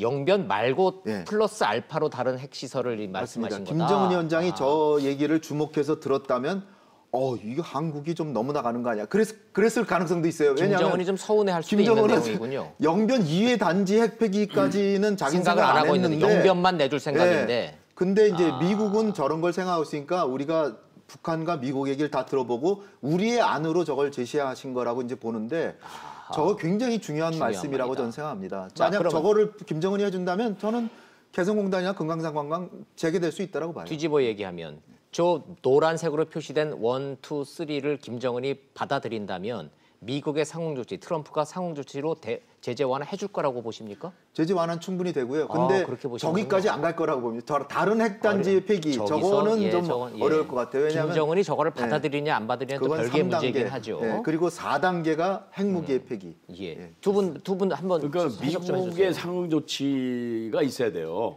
북한이 원하는 것은. 예. 예. 근데 미국은 지금 상응 조치를 안 할 겁니다. 안 할 것이다. 이태면. 그리고 이제 겨우 한다는 게 이제 남한을 지켜가지고 금강산 관광 재개 정도. 그것도 뭐 현금이 아니고 물품으로 네. 물건으로 지금 주는 게 어쨌든 강경호 장관이 그렇게까지 얘기를 했지 않습니까? 예. 그것도 또 북한이 받을지 안 받을지 모르겠습니다만은 어쨌든 미국이 직접적인 상응 조치를 해달라는 게 그 김정은 위원장이 일관된 그 요구거든요. 요구죠. 그게 뭐 종전선언이 됐든 예, 예. 평화협정이 됐든 북미 수교 연락사무소 최소한 뭐 이런 것들을 이제 미국이 해줘야 된다는 건데 과연 완전한 비핵화가 안 된 상태에서 트럼프 대통령이 이걸 해주겠냐는 거죠. 미국 조야에 예. 반대를 무릅쓰고 그러니까 겨우 해준다는 게 남한 정도를 시켜서 하는 건데 그것도 유엔 안보리 제재에 그 관광은 포함이 되지 않았어요. 그러니까 중국은 지금 관광을 하고 있지 않습니까? 북한과. 네, 네. 그런 정도지 미국이 직접적으로 북한에 대해서 상응한 조치, 즉 북미 적대 관계를 해소할 수 있는 그런 일련의 조치들을 과연 트럼프 대통령이 해주겠는가? 일부 예. 뭐 영변 핵시설을 파기한다든가 하는 그런 걸 가지고 예. 이제 그게 제 의심이에요. 저는 기본적으로 그렇게 돼야 된다는 생각입니다. 그렇게 되어야만이 그러나 문제가 풀린다고 생각은 하는데 네. 과연 미국이 받겠느냐? 그렇게 해주겠느냐? 예. 그래서 이 문제가 상당히 복잡하고 쉽게 풀리지 않는다는 거예요. 희망 섞인 질문입니다만은 영변과 ICBM 폐기 카드 정도면 트럼프 대통령을 회담장에서 좀 혹하게 만들 수 있는 카드는 될 것 같다는 생각. 문재인 대통령이 저 말씀을 그냥 괜히 생각나서 얘기한 건 아닐 거고 어떻게 보실까요? ICBM하고 미사일 생산 라인을 폐기하겠다고 나오면 트럼프 대통령은 그래? 그러면 요거는 내가 미국 가서 좀 한번 자랑 좀 하고 그럼 대신 좀 뭐 좀 줘볼까? 이렇게 유혹을 느끼지 않을까요? 이 정도면? 일단 대통령께서 저 말씀하실 때 보면 저 11월 말에 뉴욕에서 이제 한미 정상회담 이후에 이 대통령 입장이 조금 바뀌었다는 바뀌었어요. 느낌을 받습니다. 네, 그때부터 북한에 대해서 그 선제 적어도 선제 행동을 북한이 하라라고 지금 이야기를 맞아요. 하고 있는 예, 부분이거든요. 한 번도 저렇게 말씀하시지 않았거든요. 그렇죠. 대통령께서. 예. 그러다가 이랬지 사실 저 기조가 이 뉴욕 한미 정상회담 때 두 분이서 아주 긴밀하게 만나셨었는데 그때 트럼프 대통령으로부터 그냥 단호한 입장을 들은 것 아닌가라는 생각이 듭니다. 그때부터 답방 문제에 대해서 조금 더 이렇게 좀 낮추시고 수위도 낮추시고 하셨는데 네. 그래서 또 한 개 나온 게 저거하고 또 나온 게 북미 정상회담 이후에 답방이 있어야 된다라고 이야기를 하시거든요. 대통령께서. 그렇죠. 이 두 가지 말씀을 들어보면 대통령께서 이 진년 미국 트럼프 대통령을 만나고 조금 움직여가지고는 이 선제 지금 미국을 설득할 상황은 아니다. 미국이 설득이 안 라는 된다는 판단을 걸, 하셨던 예. 것 같고 그러면 선제 행동을 어느 정도까지 할 것인가를 이제 고민하셨을 것 같은데 지금 말씀은 전반적인 핵 폐기 액션을 이야기하셨지만 제가 볼 때는 뭐 지난번에 10월달에 폼페오 국무장관 비슷한 이야기를 한 바가 있어서 영변 핵시설에 대한 신고 검정 정도의 그 일정만 나온다면 네. 충분히 그게 상응하는 조치들 우리가 하는 개성공단 그건 뭐 신년사 밖에 개성공단이나 금강산 관광 뭐 사실 그게 뭐 지불 문제나 그런 또 다르게 또 조정이 돼야 되겠지만 가능한 부분이 아니겠느냐 저도 그렇게 봅니다. 네, 좋습니다. 시간이 이제 한 2분 정도밖에 남질 않아서 마지막 질문 좀 드리겠습니다. 마지막으로 미북이 북미 정상회담 할 것 같기는 하고요. 중간에서 우리는 어떤 형태로든지 끌어붙여서 타협안을 도출해내야 되는 아주 중요한 시점을 왔습니다. 문재인 정부는 어떤 타협안으로 누구를 좀 더 설득을 해야 타협안이 나와서 계속 이 모멘텀이 이어나갈까요? 전문가들 의견 여쭙겠습니다. 1분씩 먼저 부탁드리겠습니다. 조금 아쉬운 게 트럼프 대통령이 상당히 5가지 얻어내고 하나밖에 한미연합훈련 연기밖에 안 줬거든요. 예. 그런데 제가 보기엔 조금 더 주면서 더 얻어냈으면 이미 많이 됐을 것 같은데 그렇죠. 아쉬운 대목이죠. 그러니까 북한한테는 지금 신년사에 얘기하신 게 정확히 좀 옳은 방향이라고 봐요. 북한한테 먼저 과감한 핵 조치가 자, 필요하고 비핵화를 미국을 내가 트럼프를 설득할 수 있을 정도로 비핵화 조치에 대한 빨리 선제 조치를 해라. 한 발 먼저 해라. 한 발 먼저 그다음에 해라. 어차피 미국도 할 거면. 것이다. 미국도 한다. 네. 그러니까 또 정시에 12시 정각에 땡땡할 때 하지 말고 예. 11시 55분에 예. 북한이 하고 12시 5분에 미국이 하고 하는데 미국에게도 상응 조치가 필요하다. 상응 조치했으면 벌써 더 나갔을 것이다. 네. 그러니까 여기서 판을 깨기보다는 북한한테 북한이 먼저 한 발 나면 미국도 받아줬으면 좋겠다. 그리고 미국이 돈 쓰지 않기 위해서 우리 한국이 남북 경협부터 하겠다. 네. 그것만 인정해줘도 김정은은 상당한 인센티브라고 생각할 수 있다. 그래서 아하, 우리는 그러네요. 우리 나름대로 개성공단하고 금강산 철도 연결 이거 얻어낸다면 네. 우리도 삼자가 다 만족이죠. 예. 자, 문재인 대통령이 어찌됐든 시간차로라도 북한을 먼저 설득한다라는 방향 설정은 잘하신 것 같다라는 홍 박사님의 평가. 자, 전 박사님. 네, 뭐 동의합니다. 그래서 예. 뭐 국제 정치는 힘의 논리예요. 북한의 힘과 미국의 힘은 게임이 안 됩니다. 결국은 미국이 강자다. 결국은 힘 없는 죄송하고 뭐 어떻게 보면 좀 슬픈 일입니다만은 약소국이기 때문에 먼저 양보하자면 미국은 절대로 선도적으로 뭐 무슨 제재 해제를 하고 북한을 살려주는 그런 정책 안 할 겁니다. 할 것이다. 따라서 예. 북한이 먼저 비핵화 조치를 선도적으로 해 나가는 수밖에 없고 우리 정부도 그걸 아주 뭐 절실히 느꼈을 것 같아요. 네. 그래서 저런 말씀을 한 거 아니겠습니까? 예. 네. 자, 요런 힘의 역학관계 속에서 문재인 대통령이 최선을 다해서 어찌됐든 미국의 상응 조치를 이끌어낼 수 있는 북한의 선제적 조치를 촉구하고 있는 이런 상황. 이런 상황까지 세 분 전문가들 정리를 해봤습니다. 2차 북미 정상회담 일정 곧 잡히면은 다시 한번 자리 마련해서 한반도의 운명 다시 한번 정리해 보도록 하겠습니다. 오늘 전현준 박사님, 홍현익 박사님, 이인배 박사님 오늘 말씀 잘 들었습니다. 고맙습니다. 감사합니다.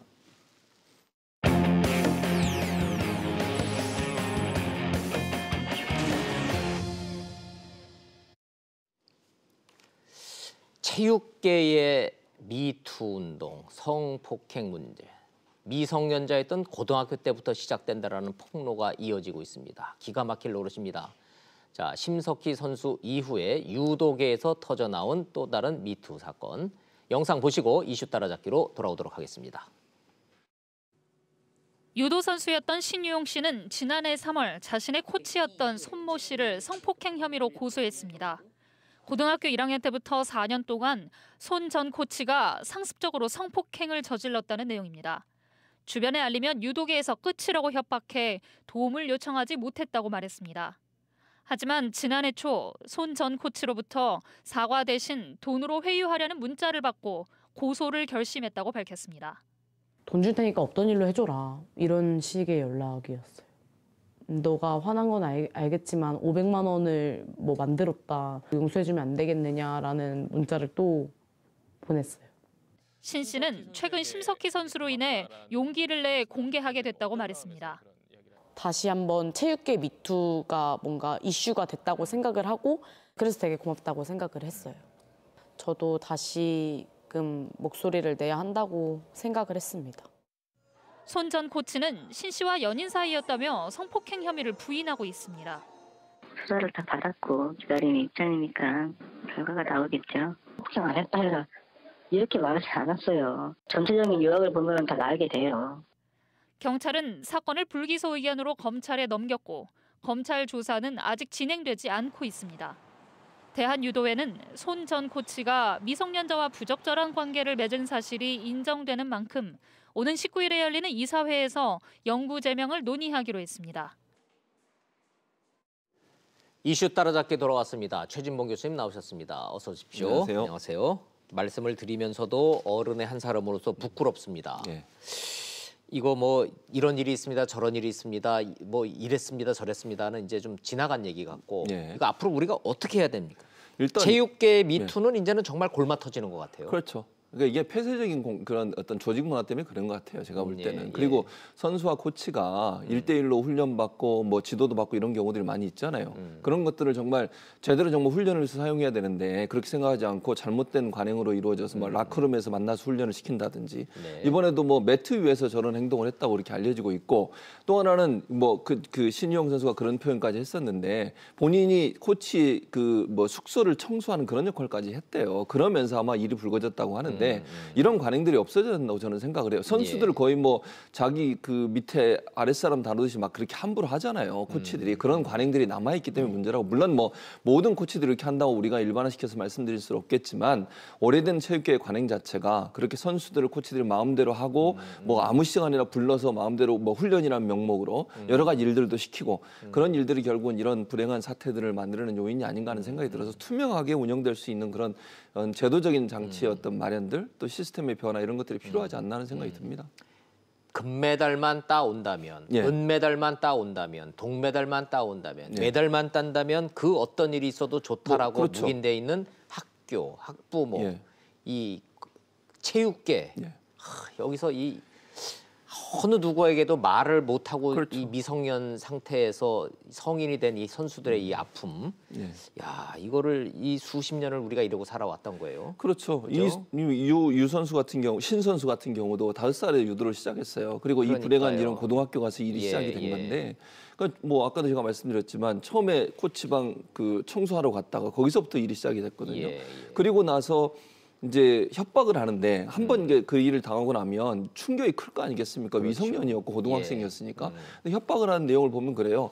너 지금 이제 메달 따기 시작했는데 뭐 전국체전에서 메달을 딴 선수거든요. 이거 나가서 떠들면 너 선수 생활 끝이야. 끝이다. 그리고 우리 둘 다 한강 가야 될지도 모른다. 예, 예. 그러니까 너랑 나는 유독의 끝이다. 이런 협박을 했다는 거죠. 한강을 갈 거면 자기 혼자 가야지 왜 그렇게- 피해자인 선수를 그러니까요. 끌고 갑니까? 그렇게 얘기를 했어요. 예. 그러니까 결국은 이제 그러다 보니까 어린 학생 입장에서는 자기가 유독에 계속 남으려면 예. 이거 어쩔 수 없겠구나. 내가 이거 얘기했다가는 부모님도 실망하실 거고 뭐 여러 가지 생각이 들지 않겠어요? 또 이거 한번 내가 눈 감아버리면 내가 앞으로 유도 활동을 계속 할 수 있을 텐데 만약 네. 이거 밝히게 되면은 또 본인도 이런 생각도 들었을 거라는 생각이 들어요. 오랜 관행들이 체육계 안에서 이런 일들이 많이 있었음에도 불구하고 제대로 처벌받지 못하고 처벌하지 않고 넘어가는 사례들을 많이 봤잖아요. 네. 그런 것들이 학습이 되지 않았겠습니까? 맞아요. 내가 얘기해봤자 나만 피해보고 끝나는 나만 피해 본다. 예, 그런 생각들이 학습되다 보면 이런 비리가 있어도 말하지 못하는. 사실 신 선수 같은 경우도 심석희 선수의 폭로를 보고서 용기를 내서 꼭 맞아요. 폭로를 했다고 그랬어요. 네, 네. 그래서 이런 일들이 이제 뭐 이런 일이 있었다고 하면 모두 다 얘기할 수 있는 기회가 돼야 된다고 생각을 하고요. 네. 그걸 우리가 정말 이건 잘못된 일이라고 하는 그런 관점에서 접근해서 봐야지. 그래야 이 학생들을 보호해주고 이 선수들이 다시 활동할 수 있는 기회를 줄 수 있지 않겠습니까? 예. 아 역시 학생을 가르치시는 교수님이다 보니까 이런 문제에 대해서 더 분개가 더 크실 것 같아요. 그러니까요. 화가 좋습니다. 많이 나네요. 뭐 예. 지나간 일은 이렇게 우리가 이제 부끄러운 이 우리의 민낯이 이제 드러난 것이고 예. 앞으로 이렇게 하겠습니다라고 체육계가 이러이러한 대책을 좀 내놨는데 이거 대책 제대로 실효성 있는 대책입니까? 그거 좀 한번 좀 따져보죠. 제가 볼 때는 뭐 별로 실효성이 없는 것 같아요. 제가 생각할 예를 때는. 들자면 예. 이 그 폐쇄적인 공간에 여성 코치를 배치를 하겠다, 예. 여성 심리 치료사를 배치하겠다 이런 거는 실효적일 수 있을 것 같기도 하고요. 그렇죠. 그런 부분은 실효적일 수 있죠. 그래야 피해 학생들이 예. 신고를 하고 하소연을 하고 이 어린 학생들의 이 변화를 느낄 거 예, 아니겠습니까? 그렇습니다. 그리고 저는 이제 제일 문제가 되는 게 한 번 이런 성 비위나 성 문제 때문에 처벌받은 코치들이나 아니면 예. 지도자들이 다시 돌아오는 문제거든요. 맞아요. 이거는 진짜 좀 따져봐야 될 문제. 예. 모든 문제가 돼 있는 코치들이 그런 전력이 있는데 어떻게 다 이렇게 컴백을 합니까? 그러니까 그게 문제라는 거예요. 그게 왜냐하면 폐쇄적이라는 표현을 제가 한번 썼잖아요. 예. 근데 폐쇄적이라는 게 뭐냐면 빙상계 예컨대 빙상계를 예를 들어볼게요. 빙상계 내의 코치들이나 선수들이 폐쇄적으로 운영이 돼요. 다 선후배 관계로 엮여 있잖아요. 그러니까 먼저 선배하던 사람이 코치가 되고 그 사람들이 또 지도를 하고 이런 상황이 되다 보니까 이걸 서로 봐주는 거죠. 한마디로 말씀드리면 이게 무관용 원칙이 적용이 안 되는 되는군요. 거예요. 실제적으로 모 조사에 보면요. 예. 거의 30% 이상이 성비로 나갔다가 들어온 전력이 있어요. 네. 그리고 심 선수 같은 경우에 현재 쇼트랙 그 코치 중에 한 명도 이미 성비위로 처벌받았다가 들어와서 현재 코치를 하고 있는 상황이고요. 예. 이런 것들이 계속 반복되니까 그럼 선수들 입장에서 볼 때 내가 과연 이걸 폭로를 해가지고 보호를 받을 수 있을까? 또는 이런 그 코치들이 정말 영구적으로 퇴출된다고 하면 얼마든지 얘기할 수 있는 분위기가 되지 않겠어요. 그런 부분들이 제대로 안 되고 물론 이번에 노태강 차관이 나와서 영구 제명하겠다고 했습니다. 이게 실행이 돼야 되는데 예를 들면 문화체육관광부에서 지시하는 문제하고 그다음에 체육회 그다음에 그 밑에 한 번 내려가면 협회가 있잖아요. 종목별 협회가 있고 체육회가 있고 위에 이제 문화체육관광부가 있는데 문화체육관광부의 지시를 하더라도 협회나 체육회장 측면에서 그 관점에서 제대로 이게 실행이 안 되게 되면 또 유야무야 넘어가요. 그러니까 SBS 보도에도 몇 번 나왔습니다. 맞아요. 이게 10년 전, 20년 전에 있었던 문서 그대로를 다시 발표하고 있다니까요. 네, 맞습니다.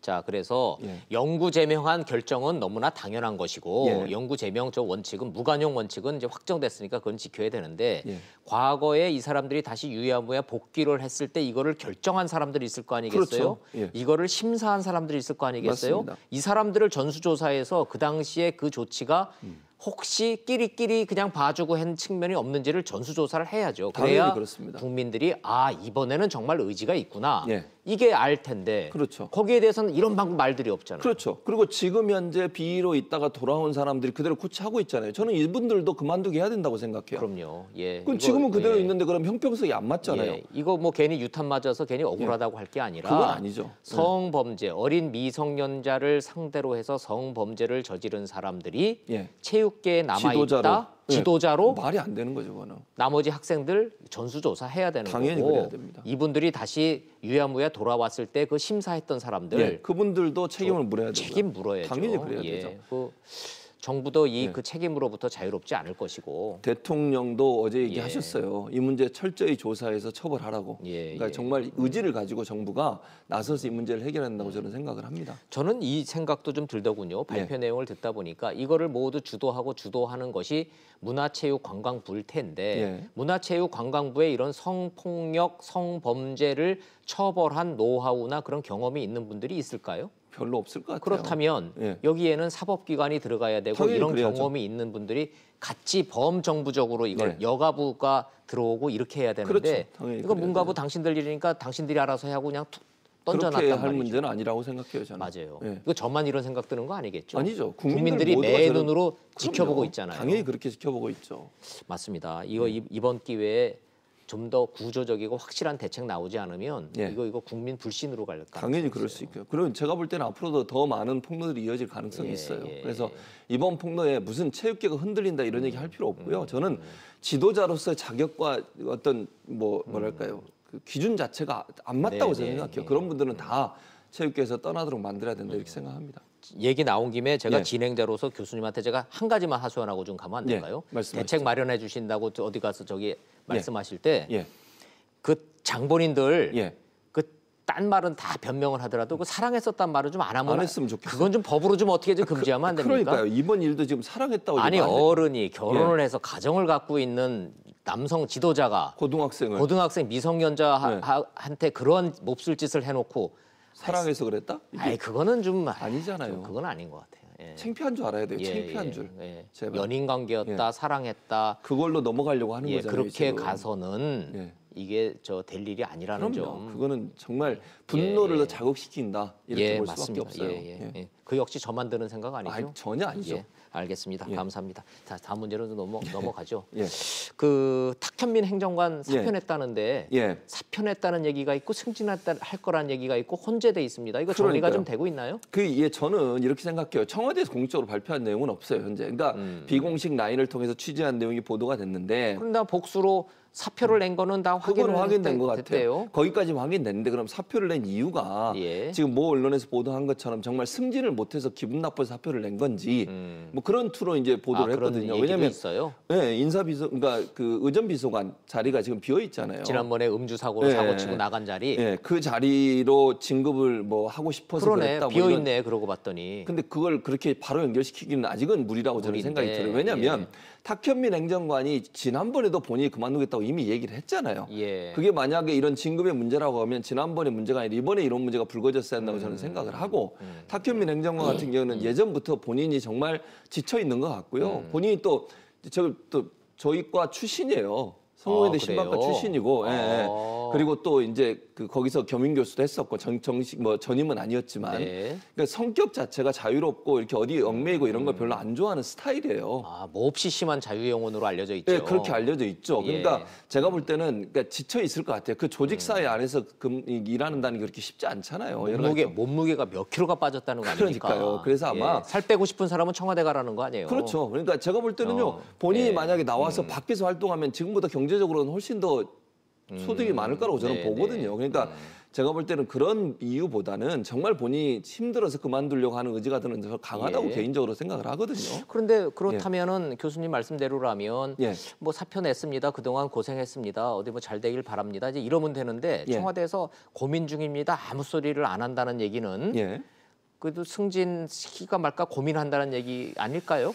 근데 모르겠어요. 만약에 이제 승진을 시킨다 하더라도 그러면 탁현민 행정을 받을 거냐? 예. 그거는 이제 좀 두고 봐야 될 문제라고 저는 보거든요. 그럼 아니 뭐 행정관으로 일하다가 일 잘해서 비서관으로 승진시켜준다라면 그러면 이제 또 거부할 이유는 또 뭐 있어요? 근데 지금의 이런 추측이 그러면 어느 정도 정당화되는 상황이 돼버리는 거잖아요. 만약에 탁현민 행정관이 진심이 정말 그만두고 싶었다고 하면 승진시켜준다고 해서 그걸 받는다? 그러면 결국은 지금의 이런 보도, 예를 들면 승진을 희망했던 것이 아니었나 하는 또 추측을 나올 수 있기 때문에 뭘 대단한 부귀 영화를 드린다고 그랬겠어요. 그래서 요 대목이 예. 하나 눈에 띄기는 해요. 정청래 전 의원이 탁현민 행정관하고 전화했다는 거 아닙니까? 네. 전화를 했더니 후임자 뽑기 어려울 거다. 이유가 뭐냐? 월급이 너무 없다. 네. 청와대 행정관 연봉이 한 6천만 원쯤 된다며요. 네. 이 6천만 원쯤 받고 이 일을 다 해내려면 이쪽 이 기획 업무를 한 10년, 15년 경력은 돼야 되는데 그렇죠. 연봉 6천만 원짜리로는 이거 못 구할 거다, 후임자를. 이런 현실적인 문제가 있다는 거 아닙니까, 청와대는. 예. 근데 뭐 꼭 청와대 일하는 게 연봉만을 가지고 일하는 건 아니지 않겠습니까? 아, 그러면 아니 뭐 예를 들면 거기서 일했다는 경력 자체가 명예로? 나중에 명예도 그렇고 나중에 본인이 나와서 밖에서 일할 때도 도움이 많이 되죠. 몸값이 올라간다. 당연히 그렇죠. 청와대에는 국가에 봉사하는 거고 그렇죠. 1년 봉사하는 거고 그 경력 갖고 나오면 예. 민간 분야에서 분야에서는 보상받는다. 훨씬 더 보상받을 수 있죠. 저는 그렇게 봐요. 그러니까 일반적으로 행정관이나 비서관이 청와대에 들어가고 싶어하는 분들 중에 많은 분들이 그런 그러네요. 아마 그 의도를 전부 다 있다고 제가 얘기하면 안 되는 것이고 어쨌든 그러네. 그런 게 있기 때문에 사실은 봉사하는 차원에 들어가는 경향이 많다고 보여집니다. 네, 궁금하기는 하네요. 어떻게 그렇죠. 사표 어떤 결과가 수리될지 나올지는 승진할지 예, 두고 봐야 며칠만 될것 좀 같습니다. 지켜보겠습니다. 예. 요 행사도 탁현민 행정관이 있었다면은 아마 탁현민 행정관이 기획했을 것 같은데 그렇죠. 기업인과의 대화. 예. 대통령이 10대 그룹 재벌 총수들 하고 드디어 이제 만나지 않습니까? 그렇습니다. 근데 예. 예. 이거 웃어야 되나 울어야 되나 모르겠네. 예. 이재용 부회장 당연히 오시는 참석합니다. 거고 재계 1위니까. 예. 그리고 롯데 회장님도 오시잖아요. 옵니다. 예, 맞습니다. 근데 두 분 다 SK. 지금 이제 30 앞두고 있는 이제 재판 진행 중인데 현재 그렇죠. 빠진 분들 봤더니 예. 한진, 예. 부영, 대림 세 개입니다. 물의를 일으킨 갑질론이 일으킨 분들은 빠졌어요. 그렇습니다. 이 기준이 뭘까요? 그래서 이거를 기준 때문에 그렇지 않아도 논란이 됐었는데 예. 청와대에 물어봤어요. 김의겸 대변인한테 기자가 질문을 했어요. 예.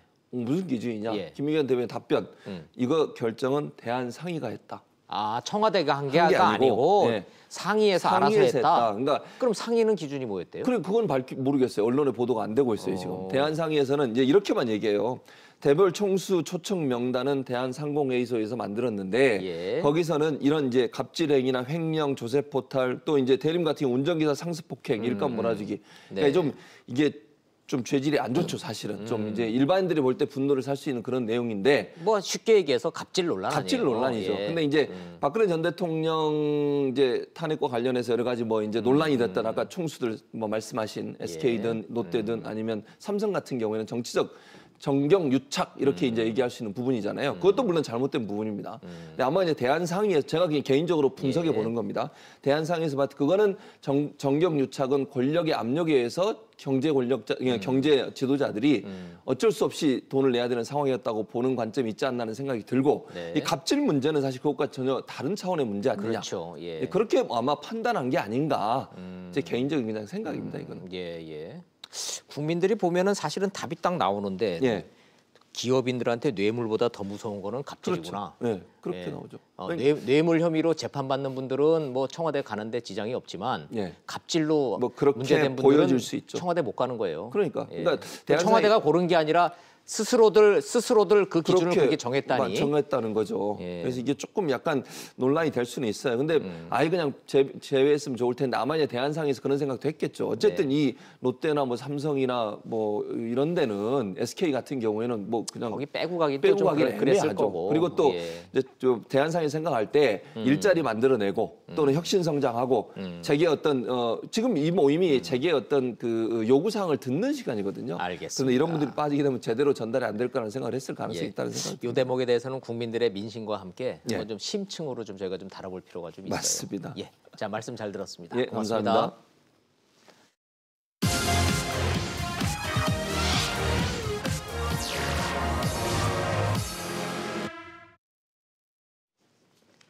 6.25는 외세에 눌린 남한을 해방시키기 위한 전쟁이었다. 80년대 대학 시절 전 끝내 이 주장을 수용하지 못했습니다.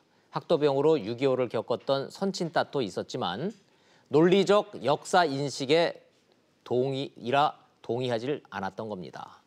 그리고 30년 세월이 흐른 지금 자칭 진보 어용 지식인 유시민 작가의 발언에 또 한 번 부동의합니다. 북한이 체제 안전만 보장받았다면 굳이 핵무기를 만들지 않겠다는 의사를 갖고 있었다고 본다. 말인즉슨 북한이 핵을 만든 건 체제 보장 안 해준 미국 책임. 지금이라도 체제 보장해주면 핵 포기할 거다. 이 3단 논법일 겁니다. 반대로 전 이 질문을 해봅니다. 6.25 전쟁 이후에 미국이나 한국이 북한 체제를 위협하거나 공격한 구체적 사례가 단 한 건이라도 있습니까?